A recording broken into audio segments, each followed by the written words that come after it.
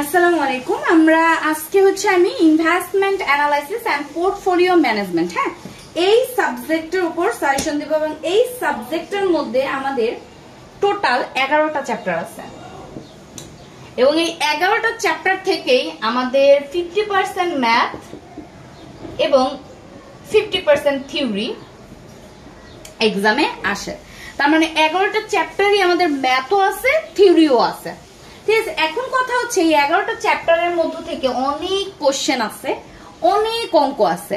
আমরা কোন কোন চ্যাপ্টারগুলো আসলে অঙ্কের জন্য করব এবং কোন কোশ্চেনগুলো আমরা থিওরির জন্য পড়ব এক্সামের সময়, তাই তো? যে এক্সামের সামনে আমরা কোন কোশ্চেনগুলো একটু বেশি ভালো করে পড়ব, কোন চ্যাপ্টারগুলো অঙ্কের জন্য একটু ভালো করে করব। আচ্ছা, তো সেই সাজেশনটাই আমি আজকে আপনাদের দিব। প্রথমেই আমি 11টা চ্যাপ্টার থেকে যে যে কোশ্চেনগুলো মানে থিওরির জন্য আমাদের যে যে কোশ্চেনগুলো খুব ভালো করে করা লাগবে সেই কোশ্চেনগুলো আমি শুরুতে আপনাদের দিব।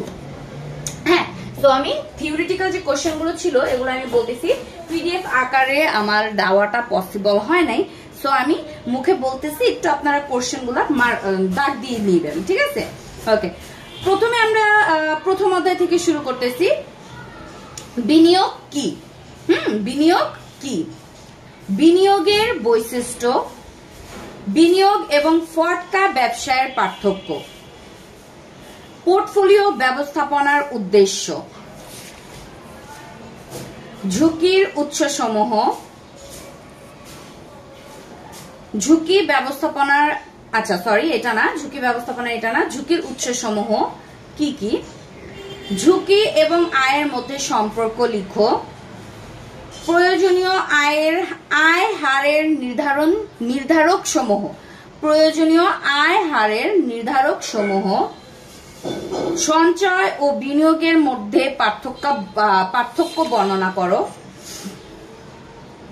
আচ্ছা, অলরেডি প্রথম অধ্যায় এবং দ্বিতীয় অধ্যায় বলা হয়ে গেছে, আমি দ্বিতীয় চ্যাপ্টারটা বলতে ভুলে গেছিলাম। 3 নম্বর চ্যাপ্টার থেকে আমি বলতেছি এখন। প্রাথমিক বাজার ও মাধ্যমিক বাজারের মধ্যে পার্থক্য, প্রাইভেট উপস্থাপন পাবলিক ইস্যুর মধ্যে পার্থক্য।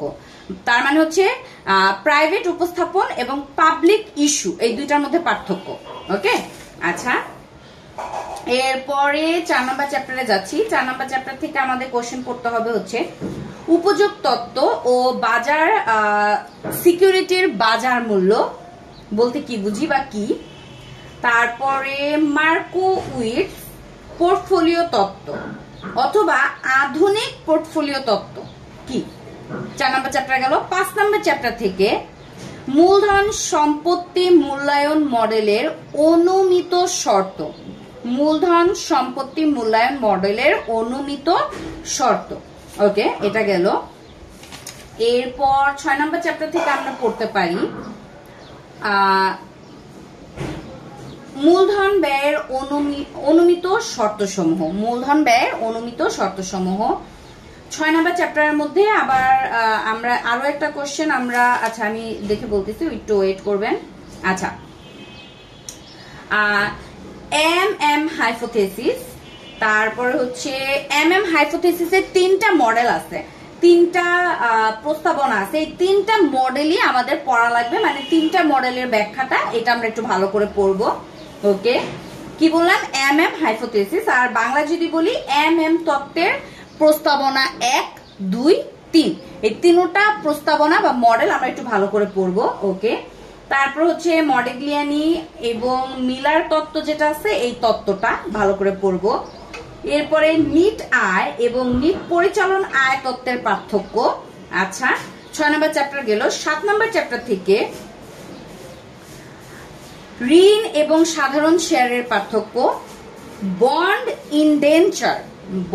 ইনডেঞ্চার এই জিনিসটা পড়বো। ওকে, তারপর ওয়াইটিএম এবং ওয়াইটিসি এর মধ্যে পার্থক্য, ওয়াইটিএম এবং ওয়াইটিসি এটার পার্থক্যটা,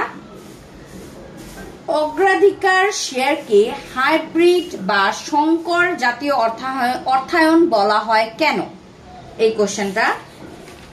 এরপর আমরা পড়তে পারি কল অপশন এবং পুট অপশনের পার্থক্য, তারপর অপশনের সংজ্ঞা, মানে অপশন কি, আচ্ছা, তারপর ওয়ারেন্ট কি, ওয়ারেন্টের বৈশিষ্ট্য, ওয়ারেন্ট মূল্যায়নের মডেল অথবা ব্ল্যাক সোলস মডেল। হ্যাঁ, এই মডেলটা আমরা ভালো করে পড়বো।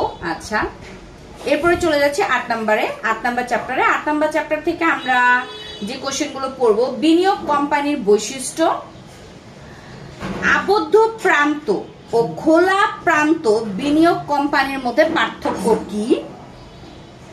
ওকে, আমি প্রশ্নটা আবার বলতেছি, আবদ্ধ প্রান্ত এবং খোলা প্রান্ত বিনিয়োগ কোম্পানির মধ্যে পার্থক্য কি, এই কোশ্চেনটা। ওকে, সো থিওরিটিক্যাল কয়েকটা প্রশ্ন যেগুলো আমার মনে হয়েছে যে হ্যাঁ এই কোশ্চেনগুলো একটু ইম্পর্টেন্ট, সেই কোশ্চেনগুলো আমি আপনাদের বললাম।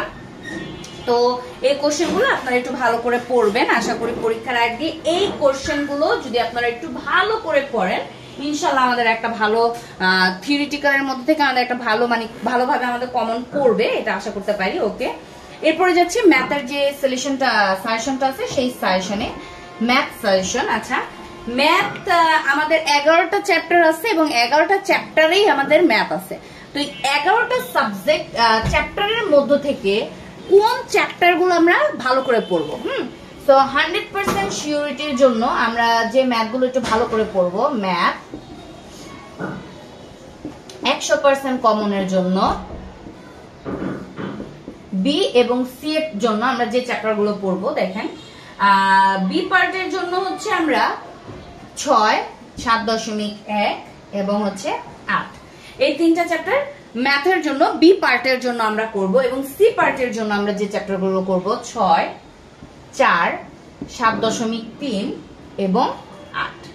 হ্যাঁ, সো আমাদের কাজটা কিরকম থাকবে, আমার প্ল্যানিংটা কিরকম থাকবে, আমাদের প্ল্যানিংটা এরকম থাকবে যে আমরা আগে এই 4টা চ্যাপ্টার শেষ করব, 6, 4, 7.3, 8, এই 4টা চ্যাপ্টার আমরা কি করব, আগে করব। হ্যাঁ, এই 4টা চ্যাপ্টার যদি আমরা আগে করতে পারি, তাহলে এই 4টা চ্যাপ্টারের মধ্য থেকে দেখেন 6 নম্বর চ্যাপ্টারটা এখানে করলে আমাদের এইটা হয়ে যাইতেছে।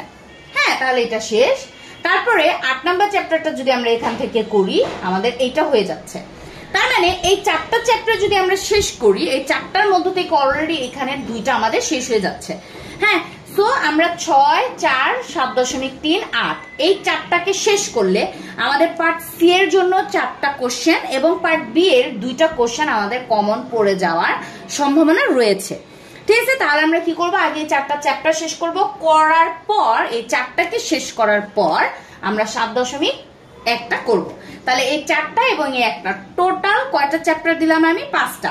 তার মানে 11টা চ্যাপ্টারের মধ্য থেকে টোটাল 5টা চ্যাপ্টার যদি আমরা করি, ইনশাআল্লাহ ম্যাথ আমাদের মোটামুটি 100% কমন আমরা পেয়ে যাব। এই 5টা চ্যাপ্টারের থেকে আমরা 100% যদি কমন নাও পাই, 80% আমরা কি কমন পেয়ে যাব। তবে এখানে কথা আছে, এই 5টা চ্যাপ্টার অবশ্যই খুব ভালো করে আমাদের করতে হবে। ঠিক আছে, এই 5টা চ্যাপ্টারের ম্যাথগুলো খুব ভালো করে আমাদের করতে হবে।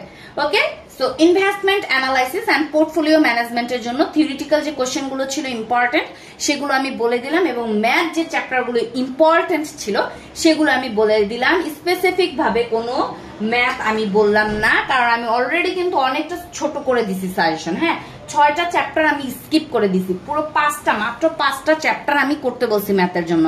তার মানে আমার সাজেশনটা কিন্তু এমনিতেই অনেকটা ছোট হয়ে গেছে।